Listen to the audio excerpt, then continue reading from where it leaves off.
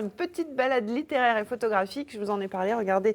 On a le livre entre les mains, La mémoire des squares sur la trace des fantômes de Paris. C'est encore un livre pour nous faire rêver tout ça, Anne Martel. Oui, c'est un très beau livre signé Nathalie Reims pour les textes et Nicolas Redzone pour les photos. Nicolas Redzone qu'on avait déjà vu l'année dernière, hein, je crois, ou il y a 2 ans. Il y a 2 ans pour le livre consacré au Père Lachaise. Voilà. Donc des magnifiques photos, encore un travail de déambulation dans Paris.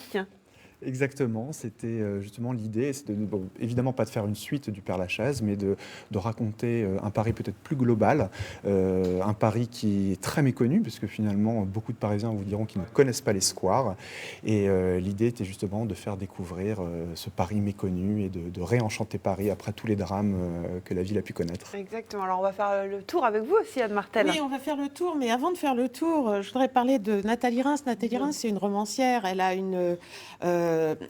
un univers très personnel. Et justement, ce qui m'intéresserait de savoir, c'est comment, Nicolas, vous avez travaillé avec Nathalie Reims, parce qu'elle a écrit les textes que vous ne connaissiez pas ou quasiment pas, et vous faisiez les photos. Vous travailliez chacun de votre côté, et après vous envoyez les infos? Alors d'abord, on a travaillé fort de l'expérience du premier livre, où on a appris vraiment à se connaître, où j'ai appris à la découvrir vraiment, à me mettre dans sa tête.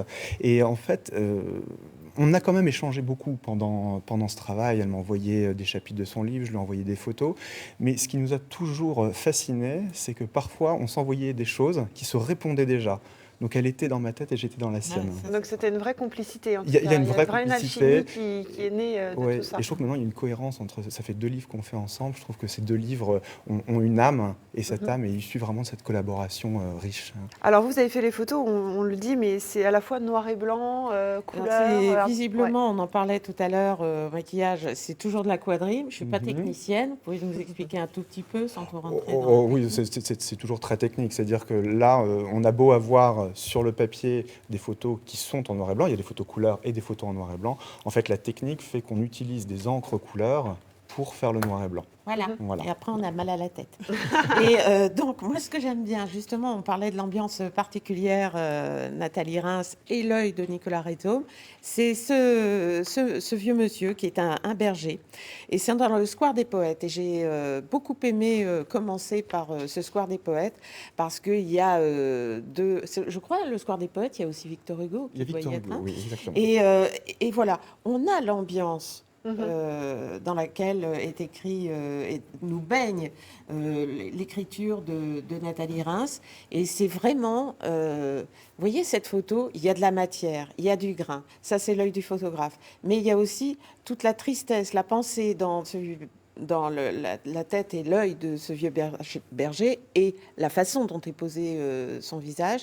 Et c'est aussi dans le texte du roman de Nathalie Reims qui est dans ce livre. Puisque vous êtes là, on va en profiter pour vous poser des questions, Nicolas, de ce photographe. Comment on fait? Est-ce qu'à un moment donné, on n'est pas, quand on est deux, parce qu'on doit se poser, je suppose que vous regardez un petit peu ce qu'il y a autour de vous avant de faire la photo, est-ce qu'à un moment donné, on n'est pas déstabilisé par cette ambiance? Non, pas du tout, au contraire, on est animé par l'ambiance. Moi, j'ai justement, donc vraiment parce que j'ai découvert Nathalie, je suis rentré dans sa tête. Quand je rentre dans un square, je suis le personnage de Nathalie. Je dois me mettre dans la peau de quelqu'un qui est en quête de quelque chose. Le roman, c'est vraiment une quête initiatique. Et voilà, qu'est-ce qu'il va y avoir dans ce square? Quels sont les fantômes que je vais rencontrer? Il faut vraiment avoir presque un jeu d'acteur dans sa tête. J'ai une question toute bête, mais c'est quoi un square? Parce qu'on voit parc public, square, c'est très parisien. Alors, on en a à Amiens aussi, enfin il y en a dans beaucoup de villes. Un square à Paris, c'est un lieu clos, qui a des grilles, qui est ouvert 24 heures sur 24 pour la plupart du temps, qui a été baptisé à la mémoire de quelqu'un, toujours de quelqu'un qui a peut-être vécu dans le quartier, qui a apporté quelque chose à Paris, qui a apporté quelque chose aussi. Il y a un fantôme derrière un square. Et il y a toujours un fantôme, il y a toujours des esprits. D'ailleurs, c'est très amusant, parce que les squares, on n'en voit jamais le bout. Il y a toujours des arbres, il y a toujours un chemin un peu biscornu, il y a toujours une statue qui vient cacher quelque chose. Donc on est obligé de marcher dans le square pour le découvrir. Voilà.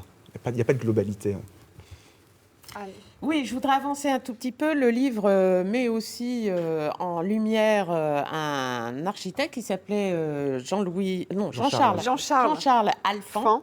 Et il fut le bras droit du baron Haussmann, et c'est lui qui a percé la majeure partie des artères de Paris. Ce square raconte aussi une histoire de Paris du 19e.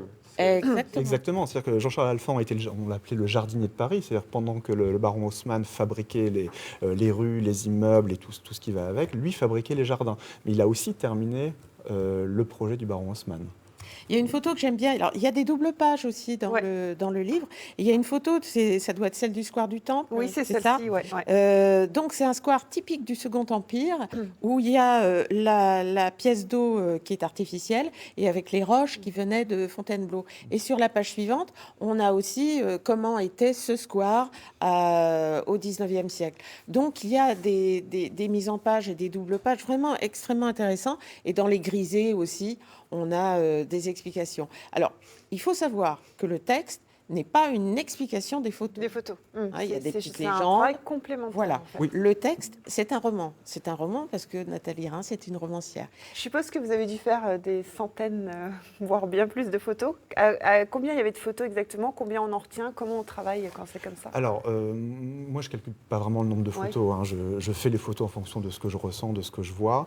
Au bout d'un moment, le livre se construit aussi. Donc, on voit qu'on a des paysages, qu'on a des statues. Est-ce qu'il ne faut pas compléter ça? Donc là, on est presque un peu technicien aussi. À un moment, il faut quand même que le livre soit équilibré, qu'il soit vivant. Et puis ensuite, voilà, on est là pour raconter une histoire. Donc il faut choisir des photos qui vont à un moment nous emmener, qui vont nous emmener dans la quête, qui vont nous obliger à réfléchir. Voilà. Donc tout ça se fait à la fois de son côté, avec l'auteur, avec l'éditeur. Voilà, c'est un vrai travail d'équipe. En tout cas, c'est un magnifique livre. On termine juste sur cette photo parce que c'est votre petit coup de cœur. Vous aimez bien, je crois, Anne. C'est Victor Hugo. Voilà. C'est une photo de Victor Hugo, c'est par Auguste Rodin, et c'est magnifique. Je veux dire, l'œil de Nicolas Rhizome, il a pris ça, c'est magnifique. Voilà. Merci à tous les deux, en tout cas, d'être venus présenter ce livre, qui est donc à la fois un roman, mais à la fois une vraie balade photographique dans les squares de Paris. Et le titre, c'est La mémoire des squares sur la trace des fantômes de Paris.